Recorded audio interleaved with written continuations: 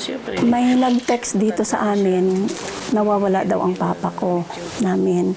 Hindi naman ako naniniwala nung una. Kasi usually lumalabas lang doon siya, nagpapahangin doon.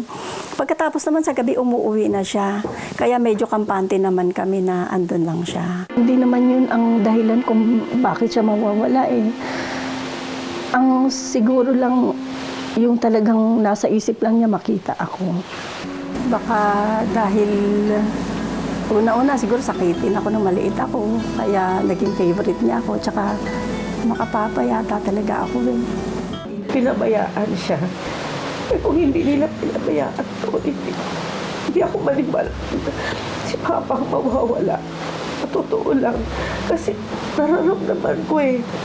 Sabi ko, pinabayaan nila. Baka ayaw na nila si Papa ang alagaan doon. Gusto ko po, matagpuan ko po dalawa kong anak na babae. Ang sabi daw, nasa Baguio. Hindi ko po matukoy, nasa Baguio sila. Kasi po, maluwag ang Baguio eh. Miss na miss ko na po sila. Gusto ko na po dito po, sometimes may tears po sila. Hibi po ko. Bakit po pinabayaan nila ako? Bakit po hindi tayo nag-isang bahay?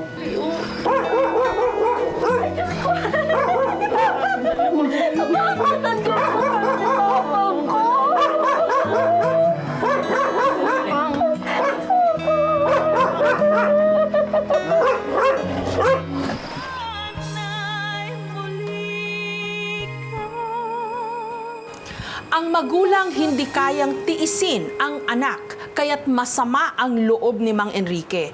Hindi raw kasi siya nagkulang sa kanyang pamilya, pero pakiramdam niya, siya'y kanilang pinabayaan. Ang Baguio City, summer capital of the Philippines, nananatiling paboritong pasyalan nating mga Pilipino. Pero pagkagat ng dilim, ang masayang lungsod tila nagiging malungkot at mapanglaw. Lalo na kapag tag-ulan.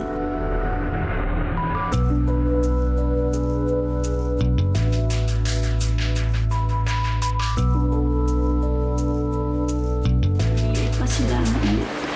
Ito siya. Namasyal kami. Tapos, Hindi tubong Baguio ang magkapatid na Sally at Stella, pero dinadamayan sila ng malungkot na panahon ng lungsod sa kanilang sitwasyon. 2 linggo na kasing nawawala ang kanilang ama na si Enrique Ibanez. Nakatira sa apo nito sa Santa Cruz sa Maynila. may nag-text dito sa amin, nawawala daw ang papa ko namin. Hindi naman ako naniniwala nung una. Kasi usually lumalabas lang doon siya, nagpapahangin doon. Pagkatapos naman sa gabi umuwi na siya. Kaya medyo kampante naman kami na andun lang siya. Kahit 76 years old na raw ang kanilang papang, hindi pa raw ito nag-uulyanin. Hindi naman yun ang dahilan kung bakit siya mawawala eh. Ang siguro lang yung talagang nasa isip lang niya makita ako. Si Stella raw ang pinakapaborito ng kanilang ama sa kanilang magkakapatid. Noong nasa Tacloban pa raw si Mang Enrique, lagi itong sumusulat sa kanyang anak. Baka dahil una-una siguro sakitin ako nung maliit ako. Kaya naging favorite niya ako. Tsaka makapapa yata talaga ako eh. 10 taon nang hindi nakikita ni Stella ang kanyang ama. Kapos kasi sila kaya wala rin siyang pamasahe para bumaba sa Maynila. Pero kahit hirap ngayon sa buhay dahil walang trabaho ang kanyang asawa, nagawa pa rin ni Stella na makapagbitaw ng pangako sa kanyang ama. Kasi po, ang birthday niya, nangako ako sa kanya. That was last July 15. Nangako ako sa kanya na pagkatapos nitong SEM na ito siguro, magagawan ko ng paraan na makapunta rin sa Manila. Gusto ko pag nagkita kami, best yung pagkakataon. Alam nila ang sitwasyon ng buhay namin ngayon. Kaya sabi ko konting intindi lang, pero hindi ko akalain na dadating sa puntong mawawala siya. March 2006 nung sunduin ang kanyang apo si Mang Enrique sa Tacloban City para ipagamot dito sa Maynila ang sakit nitong hika. Si Sally pa nga ang personal niyang naging tagapag-alaga. Dinala nga siya mula sa Tacloban. Sabi ko sa anak ko kay Luigi, huwag niyo ipasok si Papa nga sa ospital. Ako ang bumili ng gamot niya para akong magpapagaling sa kanya. Kita din natin siya, di ba? Kasi Nung bumuti ang kondisyon ng ama, inihabilin lang daw ito ni Sally sa kanyang mga anak. At dahil nakasamaan ng loob ang isang anak, minabuti na lang ni Sally na umakyat ng Baguio. Kaya lalong sumamalang ang loob niya nung nabalitaang nawawala ang kanyang ama. Pinabayaan siya. Kung hindi nila pinabayaan ko, hindi ako maniwala. Si Papa ang mawawala. Totoo lang. Kasi nararamdaman ko eh. Sabi ko, pinabayaan nila. Baka ayaw na nila si Papa ang alagaan doon. pinagpapasalamat namin sa iyo. Dalangin ng magkapatid, sana'y muli nilang makapiling ang kanilang ama at mukhang bukas naman ang mga tenga ng langit.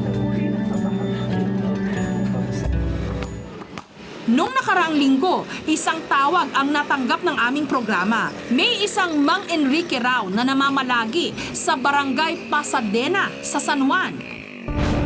Ayon sa kwento ng matanda, hindi raw kasi siya inaasikaso ng kanyang mga apo, kaya siya naglayas.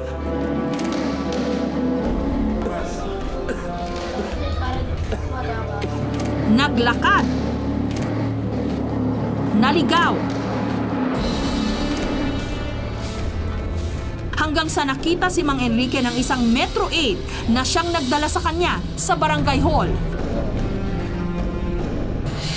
Iisa lang daw ang laging bukang bibig ni Mang Enrique. Gusto ko po, matagpuan ko po dalawa kong anak na babae. Ang sabi daw, nasa Baguio. Hindi ko po matukoy, nasa Baguio sila. Kasi po, maluwag ko ang Baguio eh.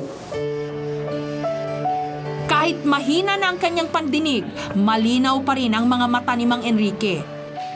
At kahit medyo malabo na ang kanyang memorya tungkol sa kanyang pagkawala, matalas naman ang kanyang alaala pagdating sa kanyang dalawang anak.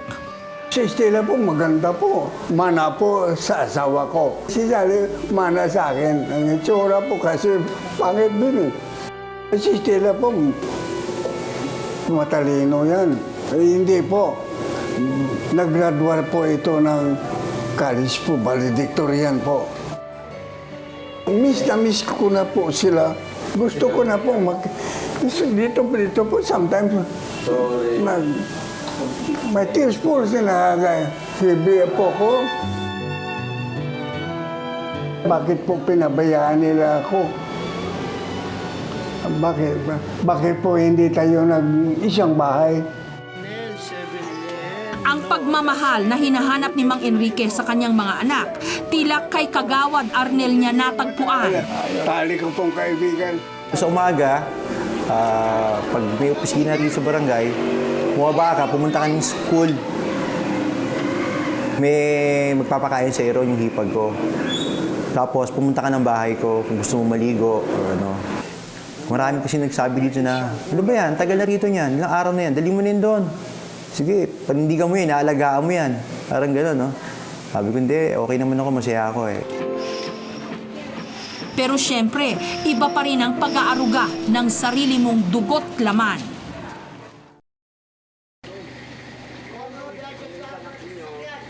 At ito raw ang nais na maramdaman ni Mang Enrique. Kaya sa araw na ito, kasama si Kagawad Sevilleno, sasamahan namin siyang umakyat ng Baguio.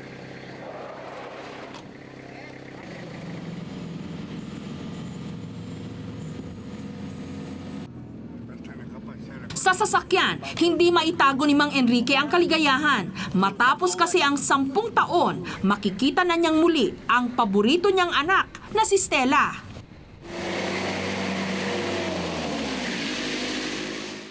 Maligaya po ako. Sa katandaan ko na harap-harapan kami ito ng mga anak ko.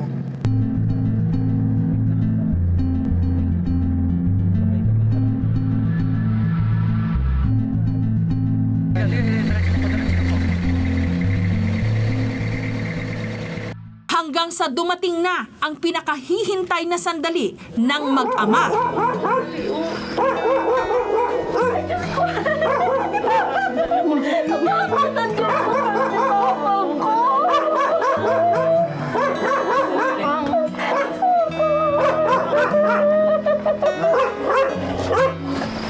Nakikiagaw eksena man ang mga aso sa labas, hindi ito alintana ng mag-aama.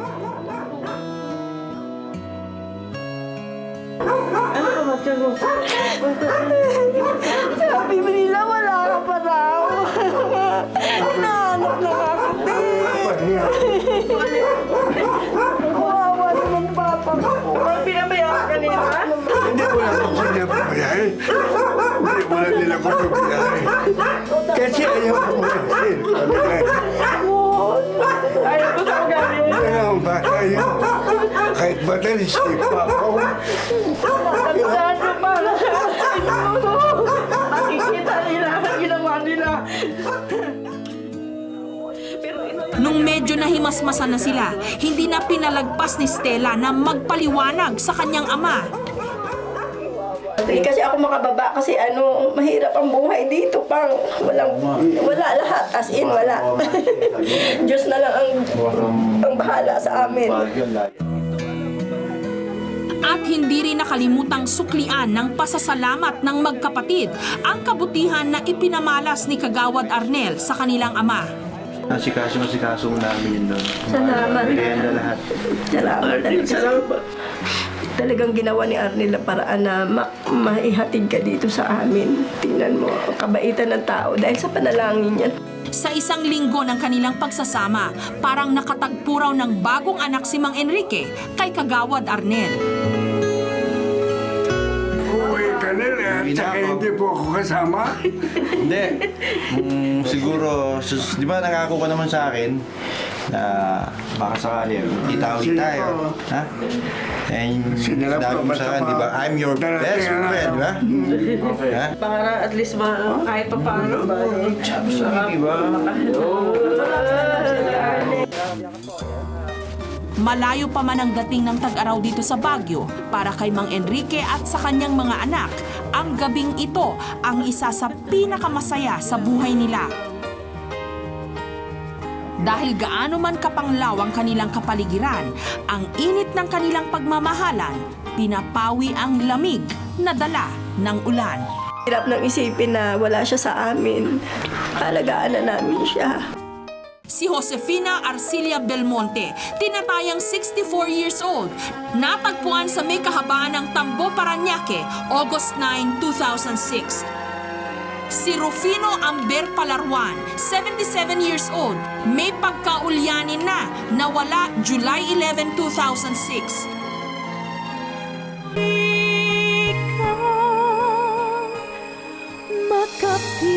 Susunod, ang birthday wish ng Piping si Luisa. Hindi na nga niya mabigkas-bigkas. Maisa sa katuparan pa kaya. Sana po sa birthday po ng anak ko makita ko po siya at paghahandaan ko po siya.